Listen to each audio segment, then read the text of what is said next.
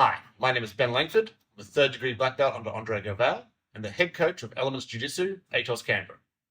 Today, we'll be looking at dealing with the Bodylock pass and coming into our own series of attacks.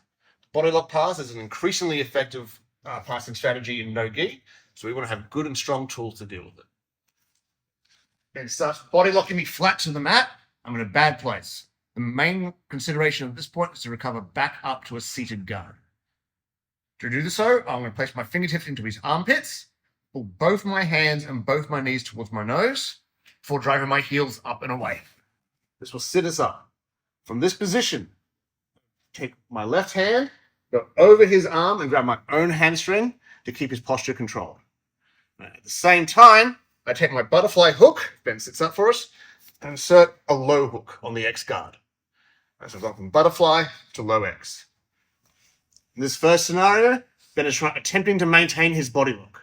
The low X will keep me upright, giving me plenty of time to come around the neck, bring my hand up in front of his shoulder, and connecting my other hand to my wrist. Now to attack for the arm in guillotine, I throw my leg across his back, keep everything tight. I will touch my chin with my hand and squeeze my knees towards my nose to get the fast tap. So, continuing our series countering the body lock, my opponent once again has me flat. Once again, I work my recovery action, placing my hands behind his armpits, drawing both my hands and both my knees towards my nose, then shifting my heels up and away. Once again, I am taking a deep overhook, grabbing my own hamstring, and inserting the low X hook for distance control. Ben this time has intelligently not tried to maintain the body lock and has postured up to prevent the guillotine. In this scenario, I'm going to start building base up to my feet. I have a number of attacking options. One of the strongest is the flying triangle. To look for the flying triangle, I step out from inside, and as I throw my leg over his back, I'll be reaching for the trap. So in one action, I'm coming up high. This is going to let me float through, lock on the triangle as I drop to my back.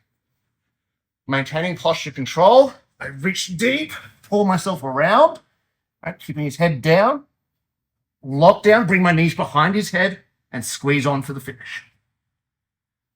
So, for our third and final option from this series, once again, Ben has bodylocked me flat to the mat. Work the same recovery, hands behind armpits, knees to nose, grab him up and away, take a strong overhook. Once again, Ben is doing a good job keeping his head high, preventing the guillotine. I've inserted my low X to control distance. I start to build base. This time, though, Ben intelligently comes up with me. We have lots of takedown options from this scenario. However, the easiest and probably highest percentage is to simply step in and block the far foot by stepping behind. I continue to drive towards it as he starts to go down for the far ankle and take the ankle. This concludes our three-part series on defending and counter-attacking from the body lock. See you on the mats.